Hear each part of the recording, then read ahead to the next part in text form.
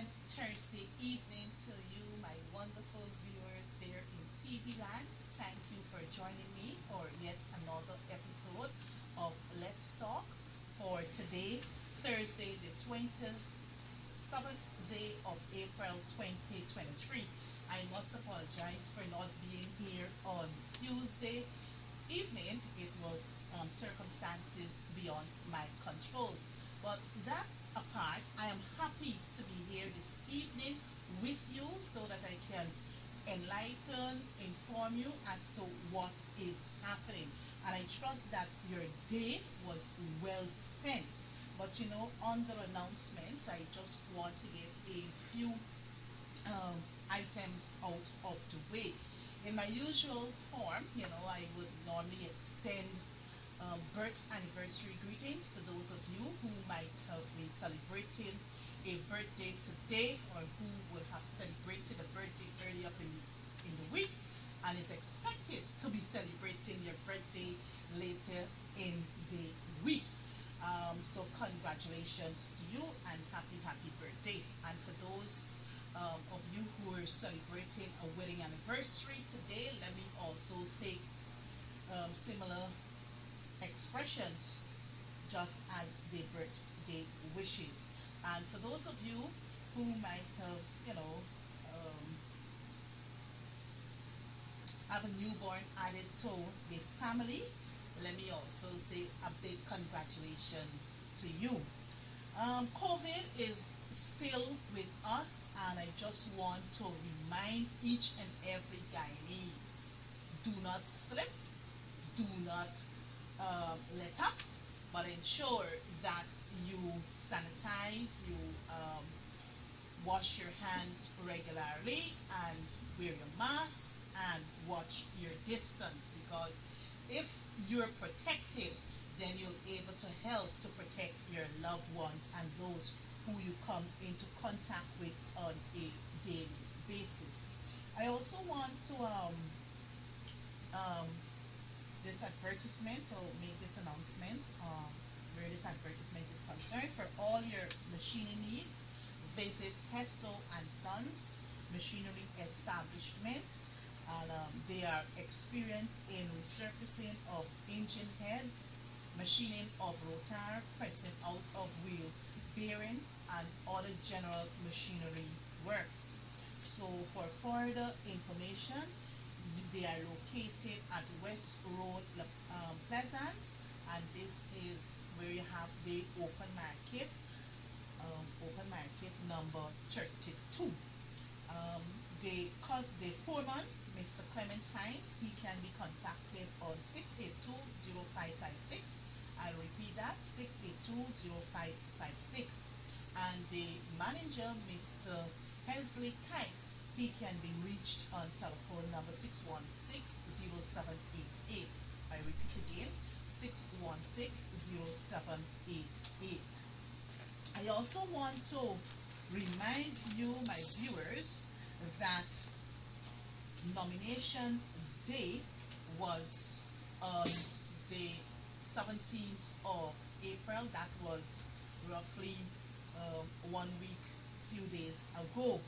And many of you would have witnessed what transpired across the region. Here in Region 4, Region 10. So those areas that are predominantly the coalition stronghold, we saw a sea of red. But as I said last week, Tuesday, nominations don't win elections. It is the hard work on the ground. It is us making an impact and actually convincing our voters the reason for them supporting or reason for them throwing their vote behind the coalition. I also want to remind each and every one of us that local government elections are indeed important. For some, we take a laid back approach, or we have a laissez-faire approach to local government elections. No. Local government elections are as critical as any other elections, whether regional or national elections. Local government elections are things that matters to you locally. That is why you have representatives, persons who live amongst you in your community or the constituency that you dwell in. They experience the same things that you experience. And as a result of the experiences, and when I talk about experiences, what exactly am I referring to? I'm referring to clogged drains. I'm referring to unkept carpets. I'm referring to garbage not being collected in a timely manner. Your playground in the community is in a deplorable state. Infrastructure in a whole, whether roads, bridges, are in a dilapidated state. We also have in some areas the cemetery being unkept right here in the city. Right here in the city, we would have recognized that we would have recognized the state of the cemetery. You would recall that when the government changed in 2015, there was a massive cleanup campaign across regions, and we would have witnessed the transformation of the cemetery there in here in Georgetown. So it is these issues that affect us on a daily basis that would cause individuals who know that they can have a voice at the horseshoe table there at the municipality, um, the city hall there, that they can vent, they can elaborate, they can rep for their constituency. So I want you to show your support solidly behind um, a partnership for national unity come June the 12th, 2023. I also want to remind you guys that days after nomination, the city was inundated with water. Areas were flooded. And many people complained bitterly about the management of the city. And I mean, we can't beat up on the city council, because the city council, they too have their challenges. What are their challenges? And you would have heard from the mayor himself complaining that the monies they get from rates and taxes are not sufficient to run the affairs of the city. You got big businesses in the city here. They're still paying $6,000 and $10,000 annually for rates and taxes. You got 5-story, 6-story, in some cases 7-story buildings going up across the city of Georgetown, and they're made to pay minimum rates and taxes. How can we have regular or routine maintenance of our roads, our canals, our carpets, when the city is cash strapped? The government isn't paying or playing the full responsibility where that is concerned.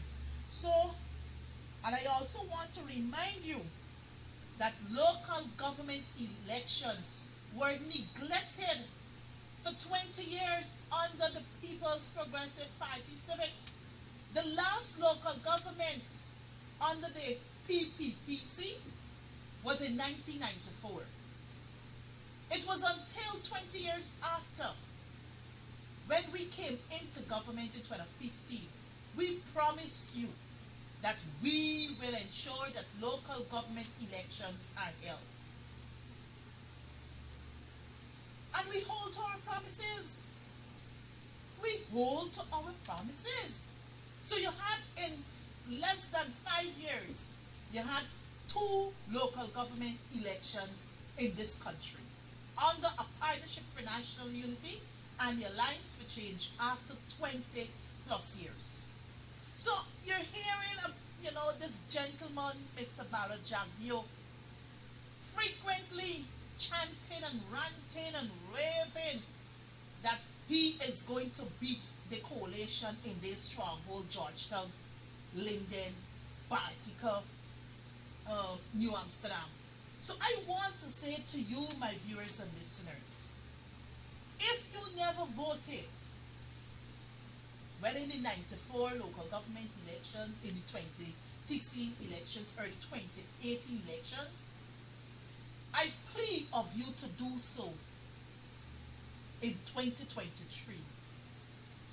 Because we cannot afford to see the People's Progressive Party Civic governing the city of Georgetown. If now they're in government and the state of our city is in an eyesore, you drive through Border Market, Stabrook Market, carpets along the streets of Georgetown, you will see exactly what I'm talking about. So if they're failing to do what is expected of them because of them, taking disadvantage of the city, if they're not fixing these things now, to convince you, the people, that, well, look, we could give these people a chance. We can wait till they get power in the city. Well, I'm saying no to that. And you must say no to the People's Progressive Party Civic. They must be rejected. And they should be rejected come June 12th, 2023. So I say to you again, we cannot allow the People's Progressive Party Civic to take the city of Georgetown. So don't cause the sea of red to drive fear into us. And I can tell you, people are saying that persons who are paid a 5,000 and 10,000 a box of food and were given red jerseys to go and just jump up. It is a fact. It is a fact. I have a relative who lives in one of the constituencies here in Georgetown. And when I contacted her, I jokingly said to her, man, I recognize you in your red jersey. She said, me? Not me, Annette. Indeed, they went into that particular constituency, and I'm going to call the area name Agricola. They went into Agricola, had people soliciting people, coercing them with a $5,000, a box of food, with a red PPPC t-shirt. I said, man, you're going to just come and jump up for us. That is what we are made of. I know what is the sad thing. When I looked at the videos that went viral and the images that went viral across this nation, my heart bled. Because it's one set of persons I was seeing in those videos. And I recall my younger brother saying to me, what has become of us as a people? He said, when y'all went into government in 2015, he didn't see other persons wearing green and black. What is wrong with our people? Can they see what these people are doing to us? The oppression that we're going through, the victimization we're going through, the discrimination we're going through. And I go wear a red t-shirt and take a 5,000 with a box of food to say I jump in with my oppressors? So I know that they have right thinking Guyanese out there who might have been in the crowd. But come E Day, come LGE Day, I know exactly where those people are going to put their eggs. And I want to say to you parents, guardians, grandmothers, aunts, uncles, whoever you be out there, let us talk to our young children, those who might be voting for the first time. We must have this conversation in the homes. Do not sell yourself cheaply. Do not sell yourself cheaply. You're valuable. You're wonderfully made.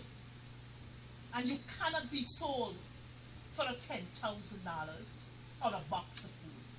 So yes, as we prepare to head to the polls in June, they will come with all sorts of things. They might move the 5,000 to 500,000 or 50,000. I mean, while the money belongs to taxpayers, we still have to say to the youth out there, hold your ID card. Don't give it to nobody for $10,000 or $20,000. Go out there and vote. So homes that are headed by male figures, come June 12th, you must lead the family to the polling stations.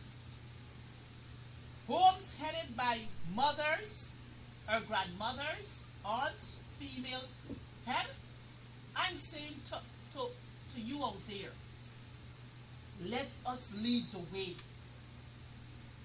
Lead the way, you in front and the children behind. So with mother and father, father in front, children in the middle, and mother behind. Or some would want to say, no, you're getting this thing mixed up, honey. Man in front, wife at the back, and the children following. So this is how it ought to be. And I'm saying to you, the People's Progressive Party Civic must be beaten by every stripe come June 12th, 2023. You know, yesterday or early in the week, we were all greeted with the confiscation of a cell phone and the likely revocation of a visa belonging to a permanent secretary. But I wouldn't label much on the cell phone. But what is my concern as a Guyanese citizen, and the answers are yet to be provided to us as Guyanese, to the question, why the revocation of the visa? We've heard from Mr. Irfan Ali. We've heard from Mr. Bharat Jagdeo. We've heard from Robson Ben, Mr. Robson Ben, and we also heard from the individual who's involved in all of this. But what is missing from the puzzle? Why the revocation of the visa? Last night, a statement was put out by the young lady who is involved. I mean, for those who went right up to 5th form, probably 6th form, and university level, even, I guess, a child who's preparing to sit the common entrance next week can say to you, after reading that press statement yesterday, make it make sense to me. Because I understand what's saying, I understand what is written here. So make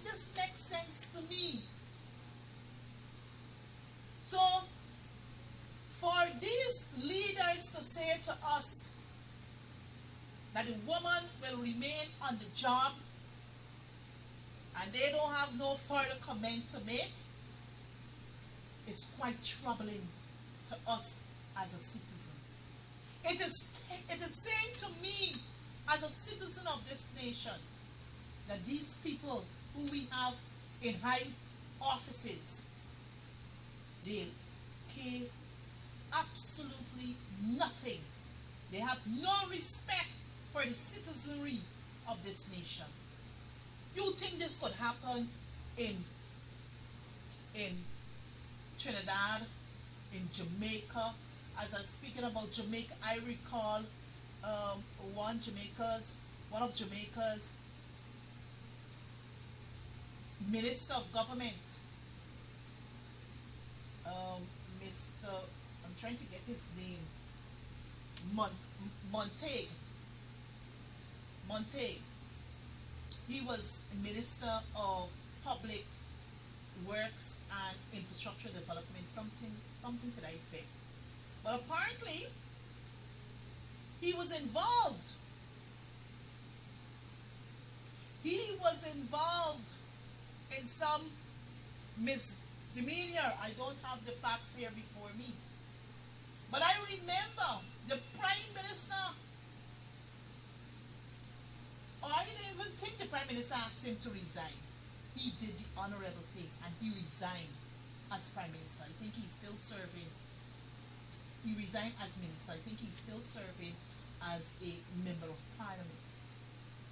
But when you look at what is happening here in Guyana, ministers involved in accident, ministers being disrespectful to female members of Parliament, saying to them you want a dildo and all kind of thing.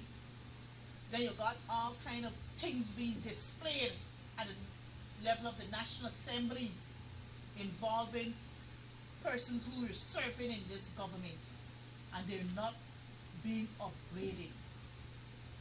It clearly is saying to me that we as a nation, some leaders, they have lost morals. Where are we going? And the silence is quite disturbing, because it is us, the taxpayers, who pay these people on a monthly basis. Yes, I'm a taxpayer, even though I'm a member of Parliament. I pay my taxes, just like the public servants. I pay taxes.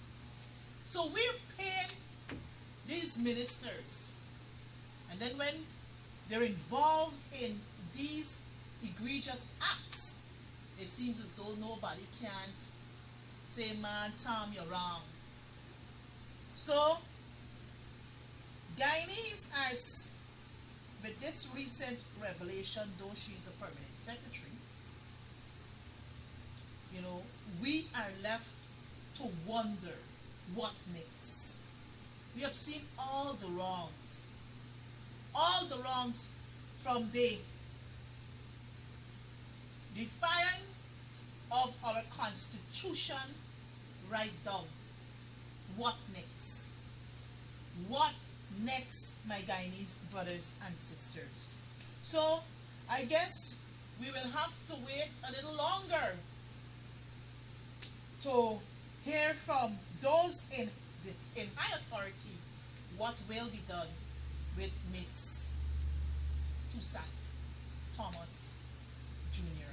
May Toussaint Thomas Jr. Right? So we'll have to wait a little longer where this government is concerned. But I know that the US will break their silence sometime soon. Because it had to be something went wrong. We're not silly.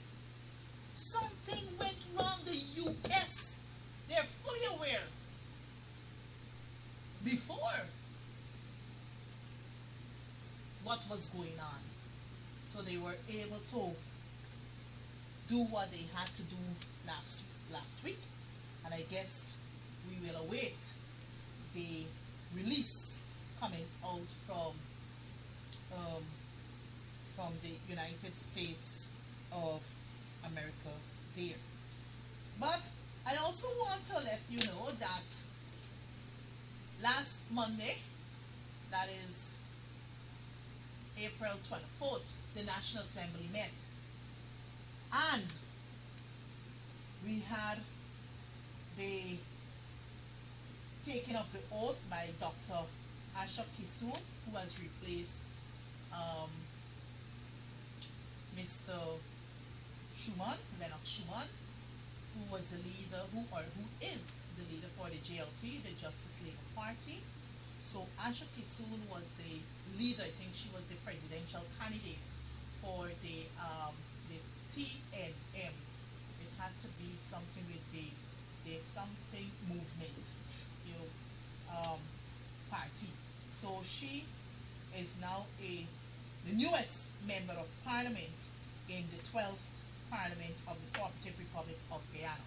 I also want to report that the single window unit bill number 26 of 2023 was read for the third time, debated, and I'm happy to report that with the wisdom given by the opposition, and a motion moved by yours truly to have this bill sent to a special select committee, the government agreed that it should be sent to a special select committee so that we can have for the scrutiny, the coalition or the parliamentary opposition, we put forward several amendments. My colleague, the Honorable Ganesh Mahipal, he put forward several amendments to that bill.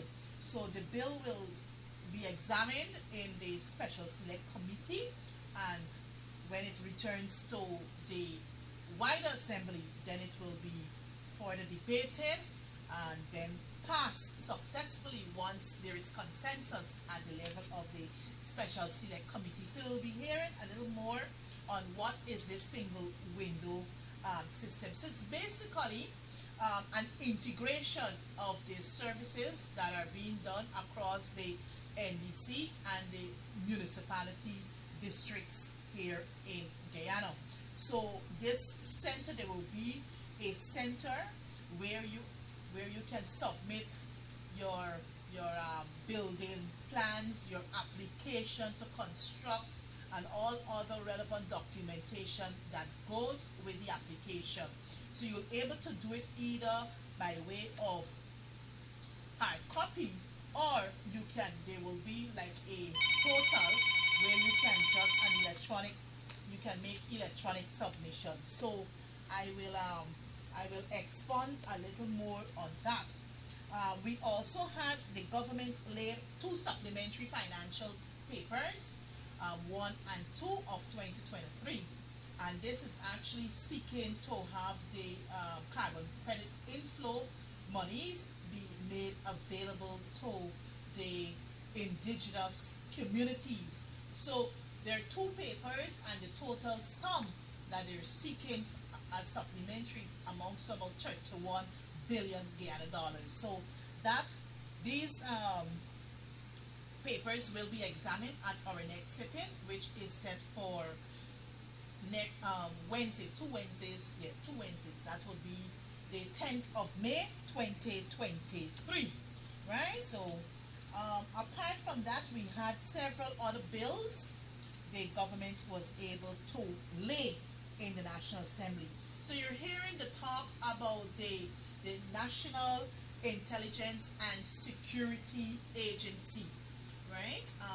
Many commentaries would have given or shared their concerns regarding this particular legislation, which is likely to come into effect after much discussion at the level of the National Assembly. So, I will, in further programs, I will try to flesh out and give a synopsis of what this bill is seeking to address. We also had the Foreign Judgments Reciprocal Enforcement Bill 2023. That too was laid in the National Assembly. I hadn't a chance to review the bills, to provide a briefing to you this evening. So I will do so for subsequent programs. We also had the bill. This is bill number 6 of 2023, and this bill speaks to the combating of trafficking in persons. Bill 2023. Again, I wouldn't want to elaborate much, but we'll do so in a subsequent program. There's another bill that was actually tabled on Monday, and that has to do with the Motor Vehicles and Road Traffic Amendment. So this is an amendment bill number 7 of 2023. So it's actually amending, I can't, because I don't have it here, a particular section in the Principal Act of the Motor Vehicles and Road Traffic Act. So what this amendment is seeking to do is to factor in those electric bikes we have maneuvering across our country. So I don't have the actual bill here, so to provide you with much explanation. So at a subsequent program, I will do so. There were several questions asked by yours truly and also a few colleagues of mine. Those questions were answers were actually provided to those questions, and my question actually centered around the operations of the Central Housing and Planning Authority, because that is the sector that I am actually shadowing. So, like the bills, I will provide you an update regarding the responses that were provided by the respective minister or ministers.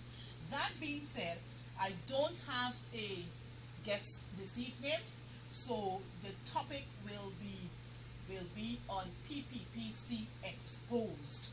So just before I get into the topic for discussion, I will ask the operator to play a little video I have there. Then he's going to bring me in back. But before he takes me out, I also want to say to you that I will open up the phone lines. It's now 8:34. So by 8:40, 8:45 there, I'll open up the phone lines. The operator will put the number up where you can call for us to call in, for us to have a healthy discussion. And you know the drill. No anonymous calls will be allowed. And please, once you get in, kindly act responsibly. Right? So with those few words, I'll ask the operator to play that little video and then bring me back in, please. Thank you. Individuals, what is your relationship with Mr. Sujaron? So my relationship?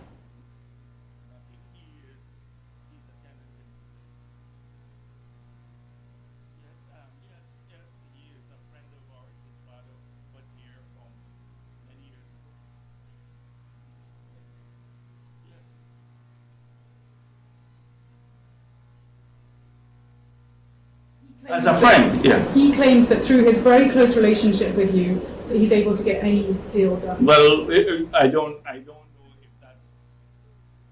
But then, which law has been changed for any investor? If you want to get anything done in Ghana, you need some hookups. I'm very close with the Vice President and the other officials. The Vice President and I share a very close relationship. Also, if we do the business, he'll help out no matter what. There's no one else who can help like he does. He also says when he's talking about yes, but help prospect investors that the Vice President said he can change the Constitution. He said he can manage. Everything is going to be done soon. He's really treating us as brothers. He's already trying to help us as much as possible. Of course, I need to give back to him in return. Yeah, but that is, I don't know about giving back, but I do that to everybody who comes to my office. The American companies come here to see me and they need a meeting. You ask to see me. I have an open door policy since I was president. So viewers, there you have it, the famous Sudate scandal. And you know what is the sad thing here, viewers and listeners, is that we tend to forget.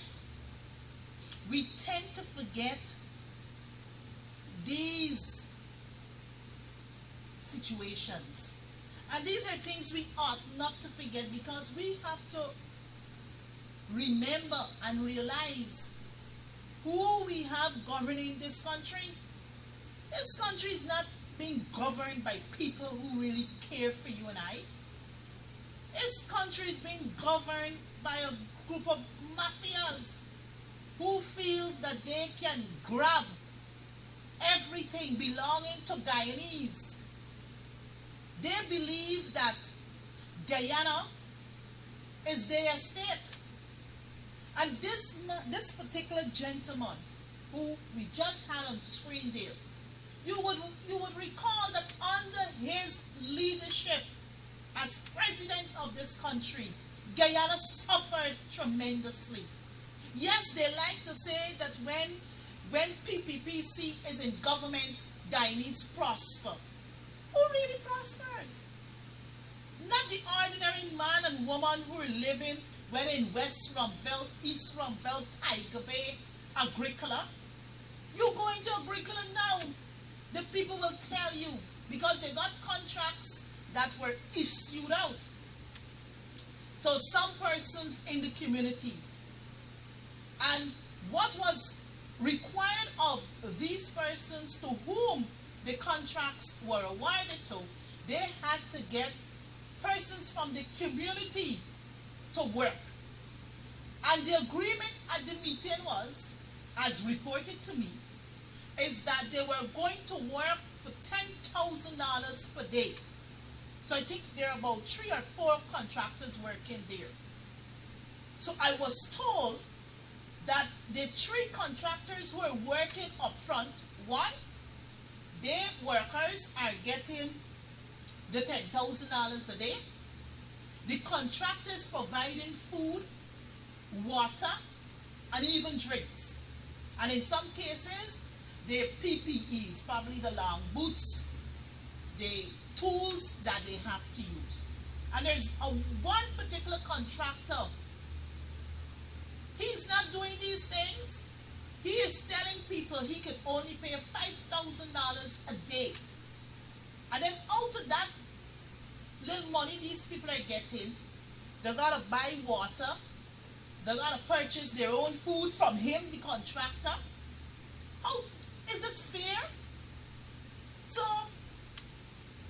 you got these people taking advantage on ordinary Guyanese. Then you have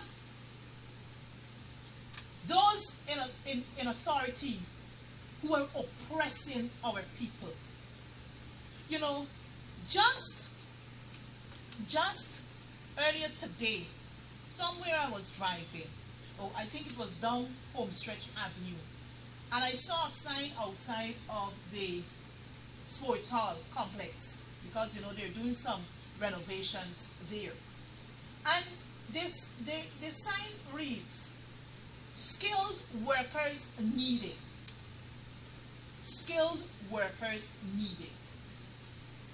Then you would recall that some days ago, Mr. Irfan Ali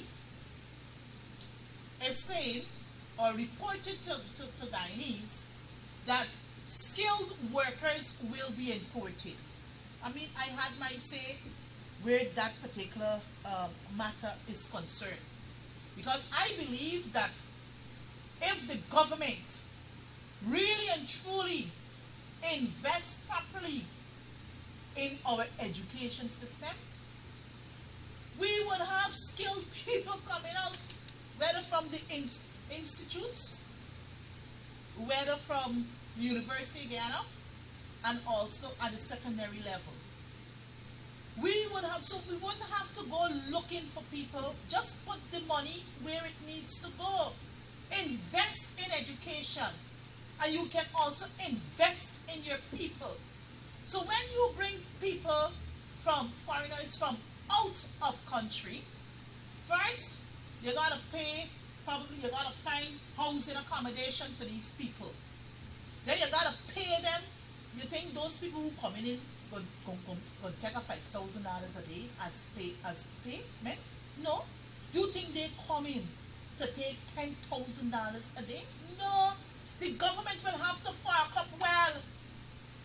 So why would you want to fork up well for the foreigners and you can't fork up well for your own Guyanese who are living here? So our people are going through hell and storm in this country.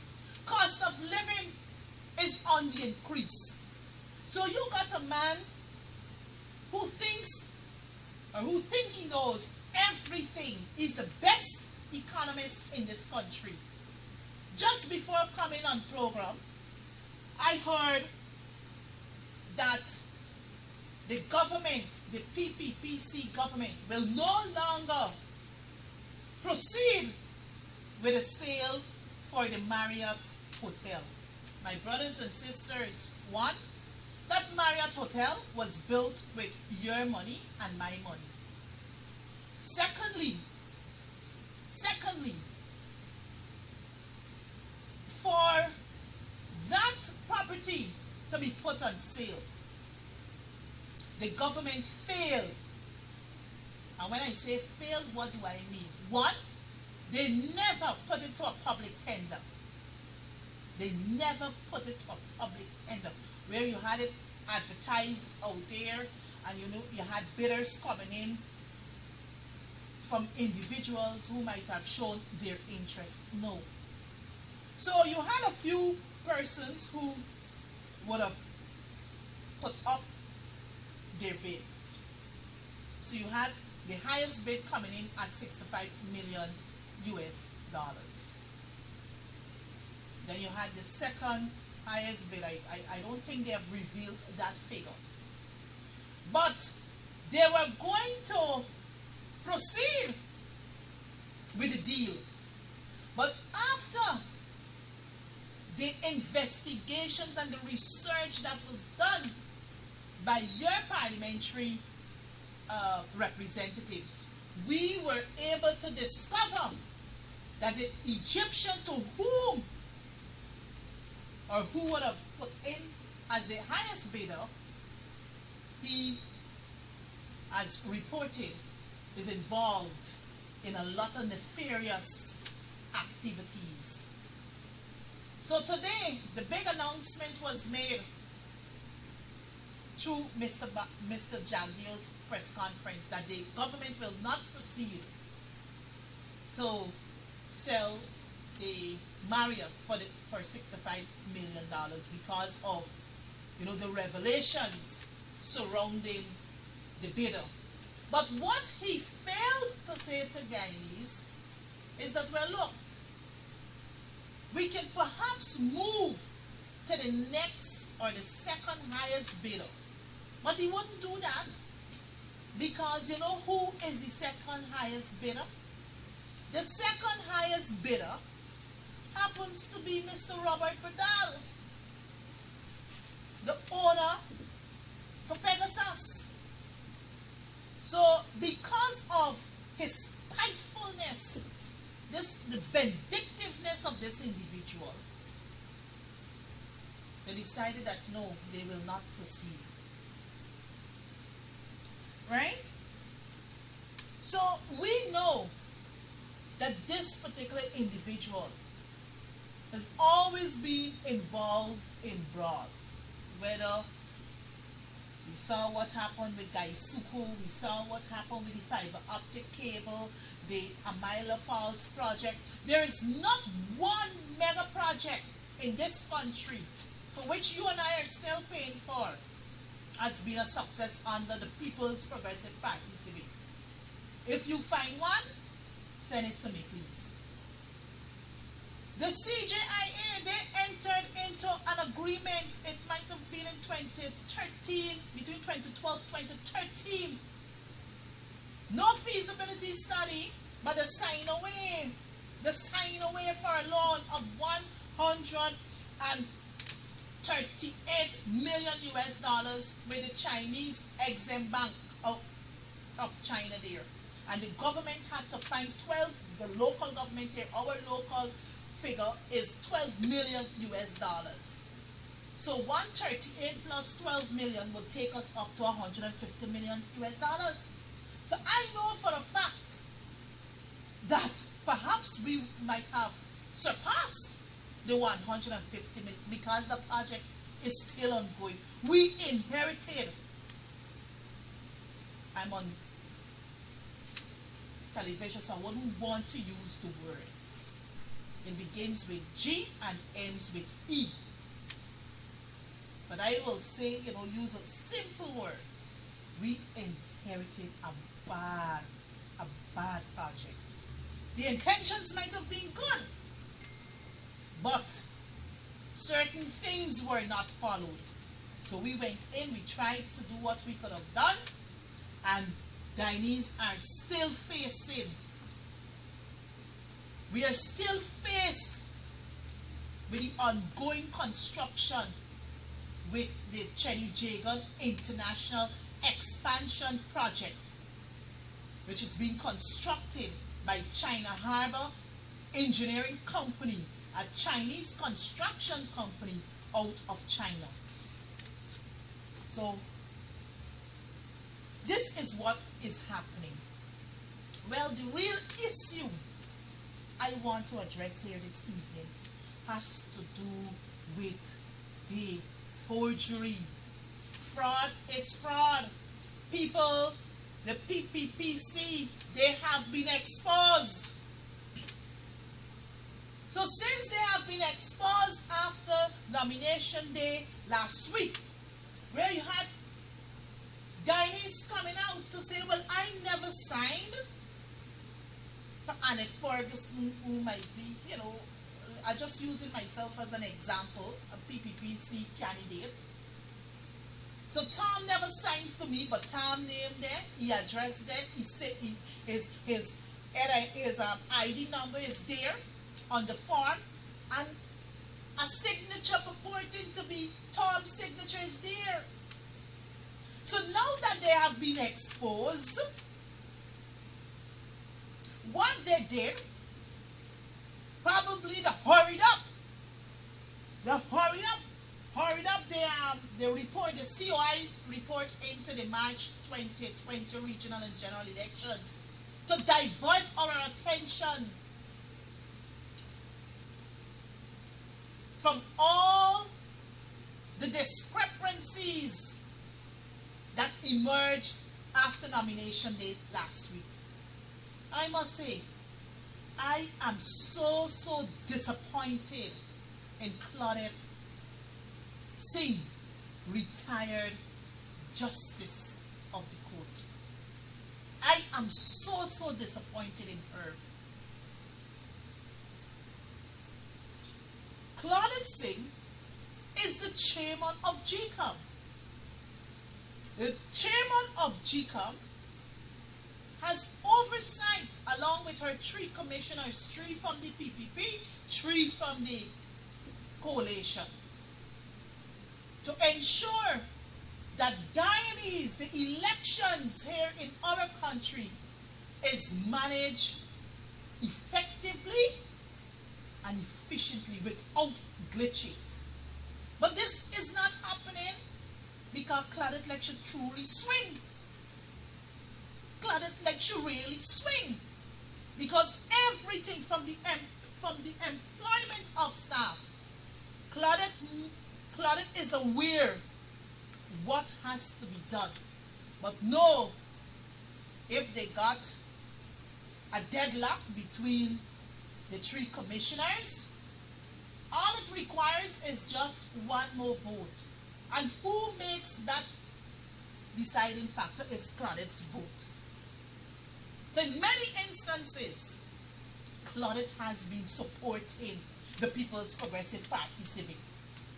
So now with the revelation of these signatures, people who outside said they never vote, they never sign on farm for any candidate, a woman who died perhaps, all right, let us say she might have signed before her death, right?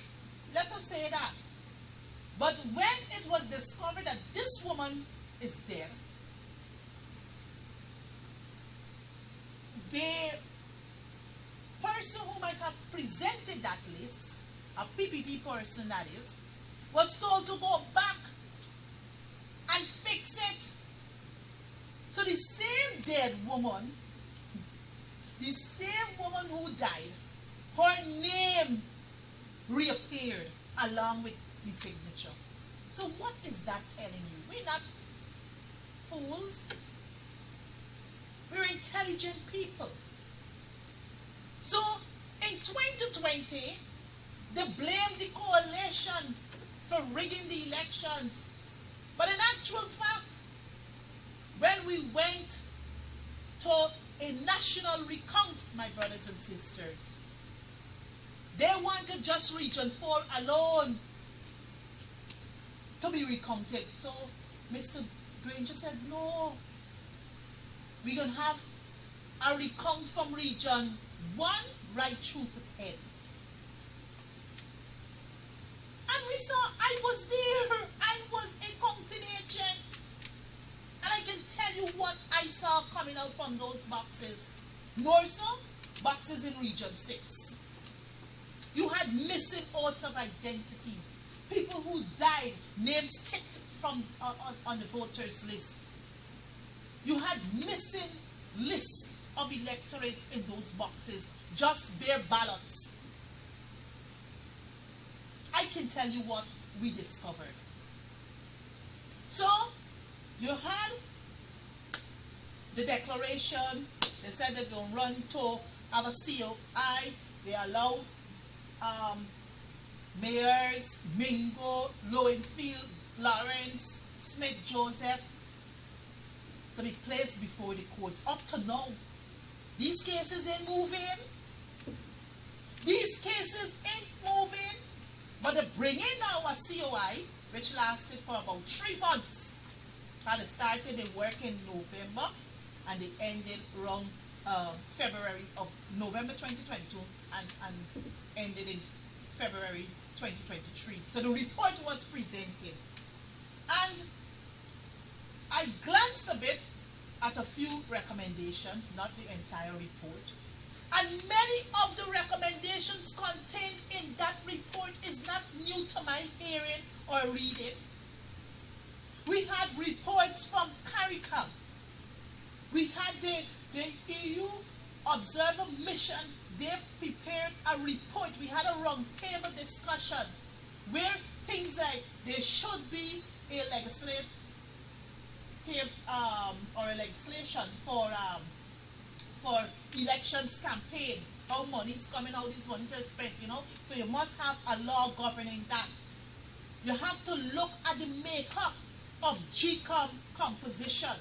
It should be headed rather than politicians or persons from political parties. We should seek to get people from civil society to be whether the chair and the commissioners.